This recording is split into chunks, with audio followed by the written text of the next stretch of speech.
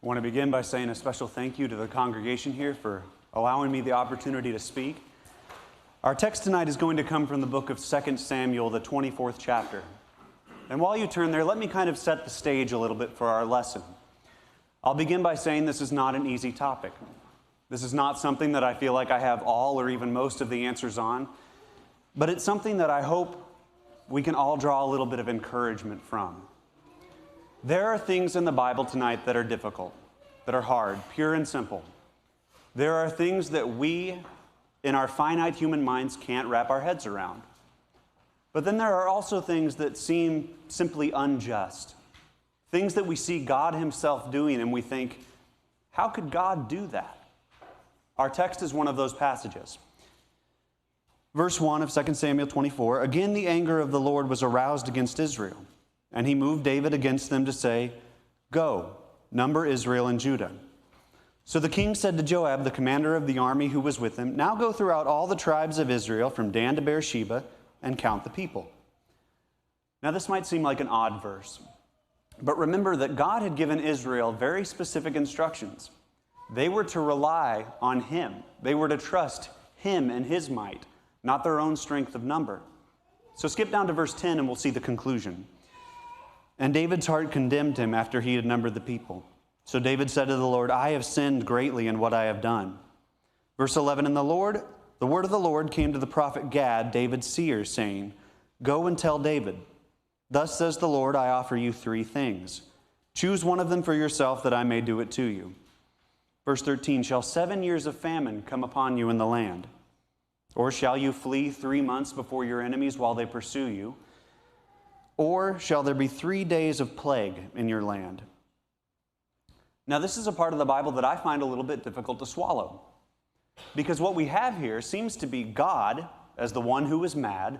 He seemingly causes David to sin.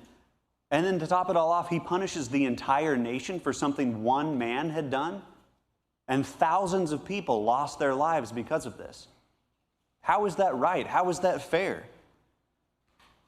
Well, before we go looking at the text itself, we should pause to remember a couple principles. First of all, while these are things that make us doubt God, who He is, we should remember that doubts and questions are normal. They're things that are going to arise, and we need never feel ashamed, or we should never shame others for the questions they have about God. God has made us tonight to be inquisitive beings. He's made us to want to seek after Him. So questions are going to happen one way or another. God has never demanded blind faith from us tonight. He's never wanted robots without a thought or without a will of their own. But on the other side of the coin, God does want faith. He wants us to trust Him. If we had all the answers tonight, there wouldn't be much to have faith in. That's not much of a trusting relationship. So the important thing is not that we have questions. It's what we do with them and the attitude that we address them with. Trying to ignore questions, all it does is weaken our faith below the surface. But when we seek for answers to those questions, we need to do so with a love for God and a humility, realizing that at the end of the day, He has all the answers and we don't. We need to be willing to say to Him, Lord, I'm going to trust You, I'm going to obey You, even though I don't understand. And that brings me to the ultimate goal of our lesson this evening. How do we trust God tonight? How do we trust anyone, for that matter? Hold those questions in the back of your mind as we get back into our text. Verse 14. And David said to Gad, I am in great distress. Please let us fall into the hand of the Lord, for His mercies are great, but do not let me fall into the hand of man. So the Lord sent a plague upon the men of Israel from morning until the appointed time. And from Dan to Beersheba, 70,000 men of the people died. And when the angel stretched out his hand over Jerusalem to destroy it, the Lord relented from the destruction and said to the angel who was destroying the people, it's enough. Now restrain your hand. Verse 17, then David spoke to the Lord when he saw the angel who was striking the people and said, surely I have sinned, and I have done wickedly, but these sheep, what have they done? There's a lot of important things to unpack in these verses, but I want to look at them in reverse. Let's start with that last verse that we read. David knows he messed up. He knows he's sinned, but he asks a good question. He begs God to punish him, but not these innocent sheep of Israel, as it were. So why did Israel deserve punishment?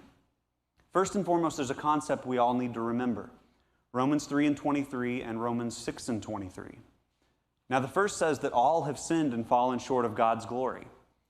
And the second reminds us that the just reward for that sin is death. God gives us life tonight. So if we choose to misuse that gift and disobey him, then we deserve to have that gift taken back from us. So when he sent that plague in Israel, everyone who died was justly condemned. But let's answer David's question a little more specifically. Why did Israel deserve punishment? Well, you might remember we're nearing the end of David's reign.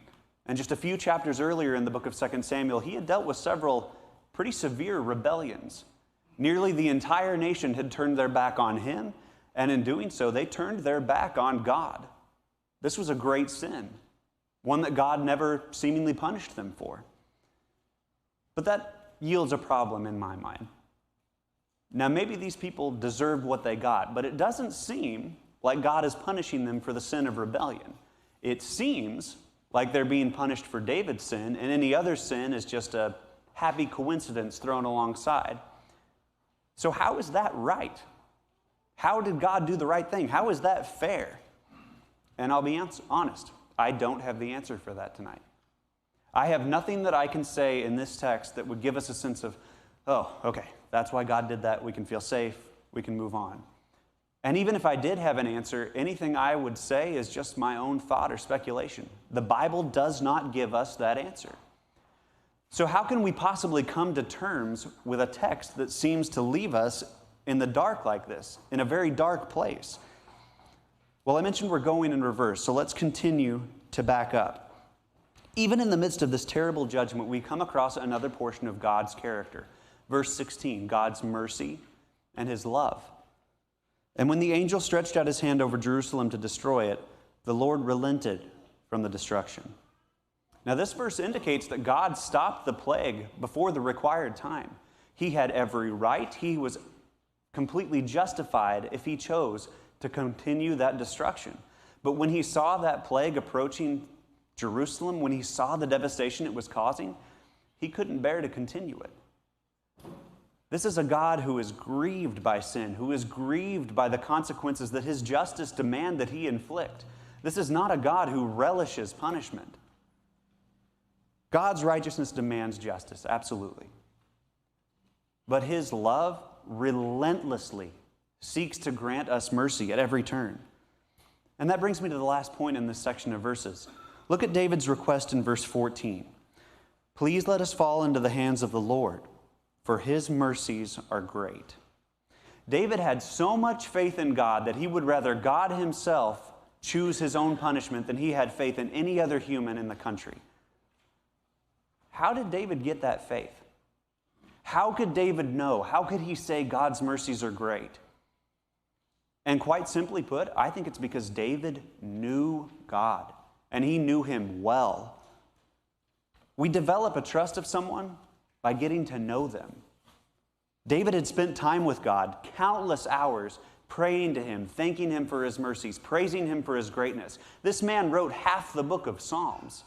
Certainly he knew God, and he allowed God to fill his very being.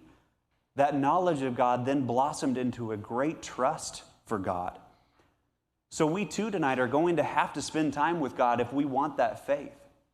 If we want David's answers, we're going to have to get to know God for who he truly is. Prayer, reading, Bible reading, and worship. And only then are we going to be able to trust, even in the hard times when things don't make sense. You know, if we struggle tonight with thinking that God did the right thing, then perhaps it's because we don't trust him enough. And if we don't trust him enough, maybe it's because we don't know him well enough. If something shocks us or doesn't make sense when we read the Bible, or even in life in general today, I would hope that we can eventually get to a place of thinking, wow, I know God, I know who he is, I know what he's like, so if he did that, then there is not a doubt in my mind that he had the best possible reason in the world to do so.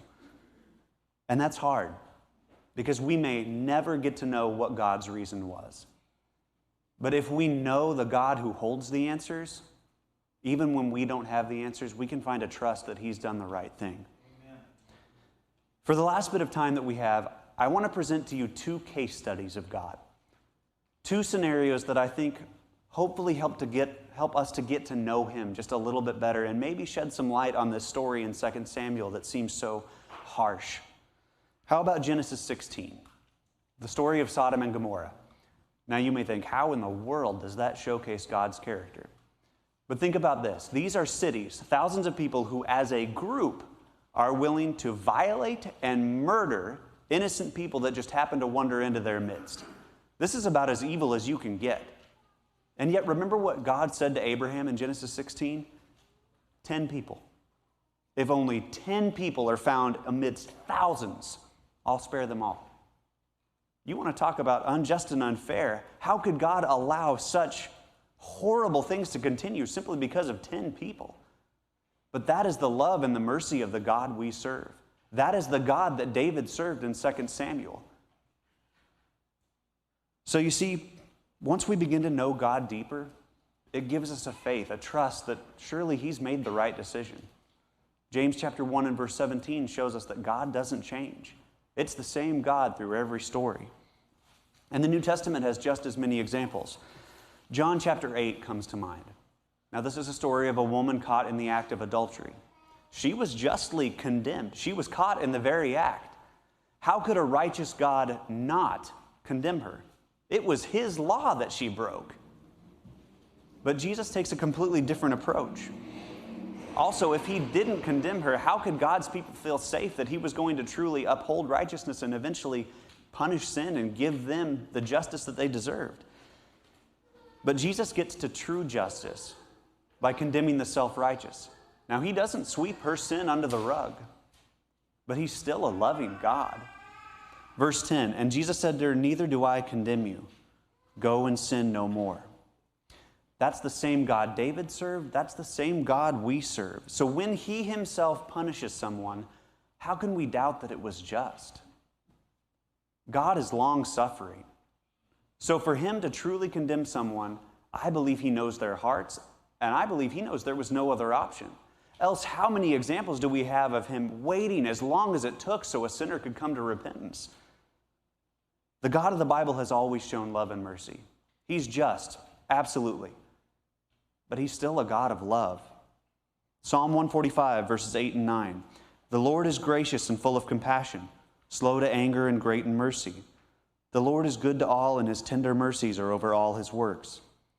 Luke 12, 6 and 7. Are not 5 sparrows sold for 2 copper coins? And not one of them is forgotten before God, but the very hairs of your head are all numbered. Do not fear, therefore. You are of more value than many sparrows. And these are just a few verses that showcase God's character. But to close, perhaps we ought to remember his greatest gift to all of us. According to Romans 5 and 8, that while we were still sinners, he sent Christ to die in our place.